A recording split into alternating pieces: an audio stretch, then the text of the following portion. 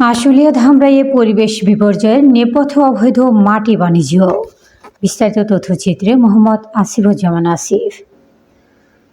সাভারের আশুলিয়া ও ধামরাই এলাকায় প্রকাশ্যে চলছে ফসলি জমির মাটি কেটে নেওয়ার মহোৎসব। আশুলিয়া শিমুলী এলাকায় কৃষি জমি কেটে তৈরি করা হচ্ছে গভীর গর্ত, ফলে মারাত্মক হুমকির মুখে পড়েছে ফসলি জমি ও কৃষি নির্ভর পরিবারগুলো। স্থানীয়দের অভিযোগ, কোনো প্রকার আইন কানুনের তোয়াক্কা না করে এসব জমির মাটি কেটে তা বৈধ ও অবৈধ ইটভাটায় সরবরাহ করা হচ্ছে। দিনের আলোতে ট্রাক ভর্তি মাটি নিয়ে যাওয়া হলেও প্রশাসনের কার্যকর নজরদারি নেই বলে অভিযোগ উঠেছে।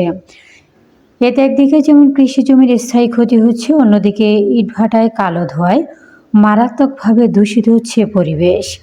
ফসল উৎপাদন ব্যাহত হওয়ায় হতাশায় পড়েছেন কৃষি নির্ভর অসংখ্য পরিবার। এলাকাবাসীর দাবি, দ্রুত মাটি কাটা বন্ধে কার্যকর ব্যবস্থা গ্রহণ না করলে আশুলিয়া ধামরাই অঞ্চলে কৃষি ও পরিবেশ বিপর্যয় আরও ভয়াবহ রূপ নেবে।